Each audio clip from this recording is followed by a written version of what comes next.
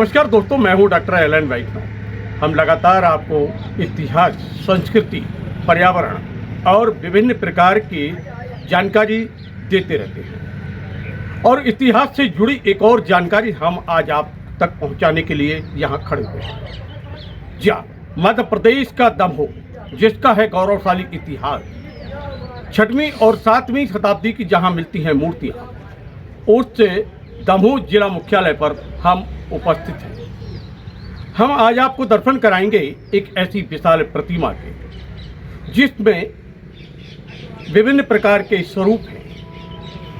भगवान विष्णु के 10 अवतार में से एक अवतार है और यह है एक विशाल प्रतिमा। आइए हम चलते हैं वहाँ पर जहाँ ये प्रतिमा है और प्रतिमा का क्या है महत्व, इसके संबंध में हम आपको अवगत कराएंगे। चर्चा करेंगे हम रानी दमयंती पुरातत्व संग्रहालय के मुख्य मार्गदर्शक डॉक्टर सुरेंद्र चौरसिया से। आइए लेके चलते हैं हम और दिखाते हैं।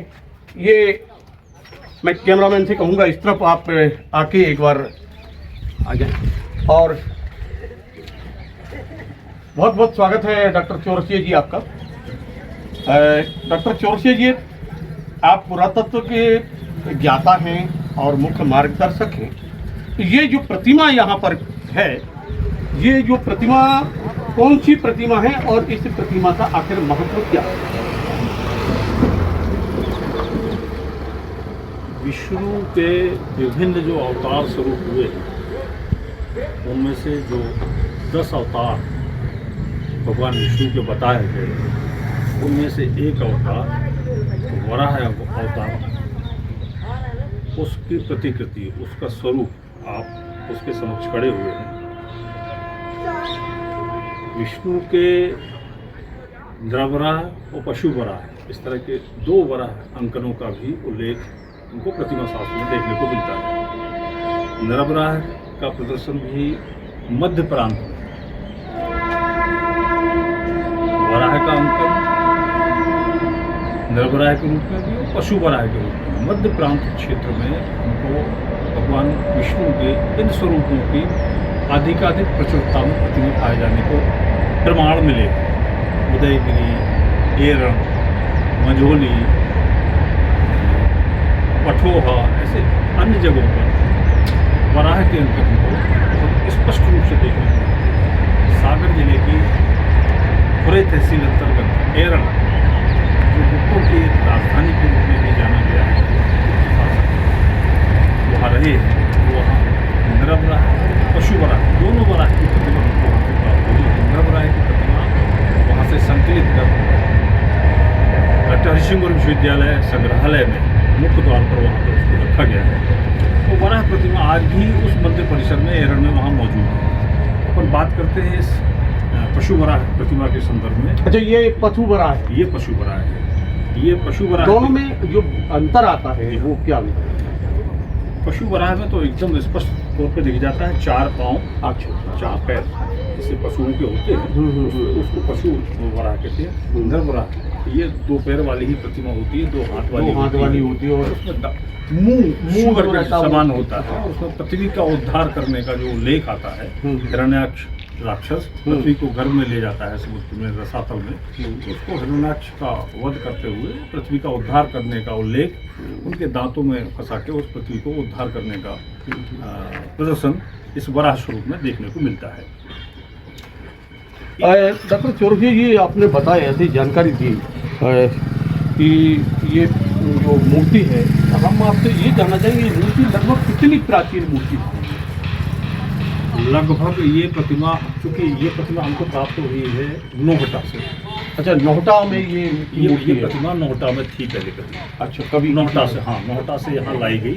कब लाई गई इसका उल्लेख तो या उसकी जानकारी मुझ तक नहीं है, लेकिन ये नौहटा से प्राप्त प्रतिमा है। इसको यहाँ वगैरह टेंक के रखा गया, ऐसा हम लोगों के पास रिकॉर्डेड देखने को मिला है। यह प्रतिमा स्थल भारतीय पुरातत्व सर्वेक्षण का संरक्षित प्रतिमा स्थल है, यानी जिसको ASI कहते हैं, ASI का मॉन्यूमेंट्स के रूप में या संरक्षित प्रतिमा के रूप में यह स्थान है।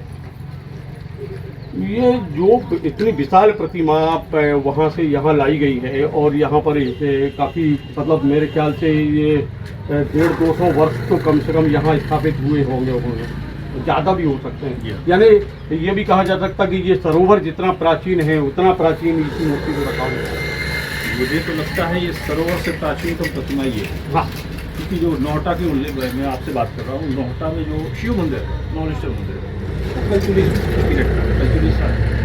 शासकों के समय का है। लगभग उसी समय के शासकों के समय इस तरह की प्रतिमा का प्रदर्शन या अंकन या बनाया जाना ऐसा हुआ होगा, तो एक टैंक से तो काफ़ी पुराना इस प्रतिमा का उल्लेख पाया जा सकता है। अच्छा, ऐसा सुना गया है कि ये बाराही की जो प्रतिमा है वो ज़्यादातर क्षेत्रों में खड़े रूप में है, ये बैठी हुई यही प्रतिमा है, क्या ये नहीं, इस तरह की बैठी हुई प्रतिमा अन्य जगह भी प्राप्त हुई, खड़ी हुई भी होती है, बैठी हुई भी है, बैठी हुई प्रतिमा और अन्य जगह भी है। हाँ, इसमें ये एक बहुत महत्वपूर्ण बात, ये जो आप ये अंकन जो देख रहे हैं पूरा, थोड़ा मैं आप आइए कहूँगा कि ये निकट आके इसको निकट आके इसको कवर करने का दिखाइए। ये एक एक पूरा ये जो अंकन दिख रहा है, ये पूरा जो अंकन दिख रहा है, ये पूरे 33 कोटि देवी देवताओं का अंकन। अच्छा, जो 33 कोटि देवता जो बताए जाते हैं सनातन धर्म में, हाँ। उन सारे देवताओं का वास उनके शरीर के अंदर बताया गया है। चूंकि हाँ, ये एक एक आप एक एक के बिंदु को कवर करें। देखिए कितने प्यारे तरीके से, कितनी मेहनत के बनाए कलाकार ने इसमें पूरी अपनी शक्ति इसमें लगा दी है, पूरी कला इसमें। 33 करोड़ देवी देवताओं का अंकन इनके पूरे शरीर पर जो दिखाया गया है, ये पूरे 33 करोड़ देवी देवताओं का अंकन है। कितना बारीक है। देखिए अब ये पत्थर के ऊपर जो कलाकारी है, और मैं चाहूँगा कि आप यहाँ पर नासिका देखिए, मुंह को देखिए, कितने ये दंत जो थे कुछ बाहर होंगे, समय के अनुरूप ये टूट चुके हैं, लेकिन देखिए यहाँ पे, और इसका ऊंचाई ज़मीन से, यानी जिस हिसाब से शरीर होता है एक, चाहे पशु का हो चाहे मनुष्य का हो, उसका एक अंतर होता है। कितने हाथ का की लंबाई कितनी होगी, पैर की उंगली की, आँख की, नाक की, कान की, और उसी हिसाब से इसको बनाया गया है। और ये बिल्कुल एकदम हटके दिखाई दे रहा है। इसके मूल भाग में ये जो अंकन है, जी, यहाँ पर क्योंकि बहुत स्पष्ट नहीं है, ये भग्नावशेष की अवस्था में है। हाँ, मतलब लेकिन यहाँ ब्रह्मा, विष्णु और महेश मतलब तीनों के अंकन भी मिल जाता था, मिलता है। क्योंकि ये यहाँ पर स्थिति भग्नावशेष अवस्था की, मतलब टूट हुई है, इसलिए वो चीज़ स्पष्ट नहीं हो रही है। लेकिन हाँ, पृथ्वी के उद्धार करने की जो परिकल्पना है, वो दांत यहाँ ये जो बने हुए हैं, यहाँ भी आपने देखिए ये हिस्सा टूटा हुआ दिख रहा है। मुझे लगता है कि ये पृथ्वी का उद्धार करने का जो उल्लेख या अंकन, वो इस जगह पे दिखाया गया था, लेकिन वो यहाँ बहुत स्पष्ट इस प्रतिमा में देखने को नहीं मिल रहा है। लेकिन पृथ्वी का उद्धार करने का, पृथ्वी को समुद्र तल से अपने दांत में फंसा के ऊपर ले आने का यत्न जो किया गया था, उसका चित्रण इसमें बखूबी देखने को मिल जाता है। और क्या विशेषता इसके अंदर आप देखते हैं, क्योंकि आपको पास तो ज्ञान का भंडार है और आप इसी विषय के में आपने PhD कर रखी है, तो क्या ये प्रतिमा, इसके और संरक्षण की आवश्यकता मुझे प्रतीत होती है। जो संरक्षण यहाँ पर देखने को प्रतीत होता है, इसके अलावा भी और मतलब इसको और अच्छा संरक्षित किया जा सकता है, विशिष्ट तरह से इसको संरक्षित किए जाने के प्रयत्न होने चाहिए। ये बहुमूल्य प्रतिमाएं हैं जिनको इतना साधारण स्वरूप में यहाँ जिस तरह से संरक्षित किया जा रहा है, ये नाकाफी है। और इसके संरक्षण के लिए और अधिक उपाय सख्त रूप में हुए किए जाने चाहिए। जैसे कि मुझे लग रहा है कि अब ये हिस्सा क्षरण की स्थिति में आ रहा है, ये तो किसी तरह से केमिकल का प्रयोग करते हुए, यानी इसका संरक्षण सही तरीके से नहीं हुआ तो आने वाले समय में चाहिए और अच्छा होना चाहिए। हाँ, आने वाले समय में ये और नुकसान प्रतिमा को हो सकता है।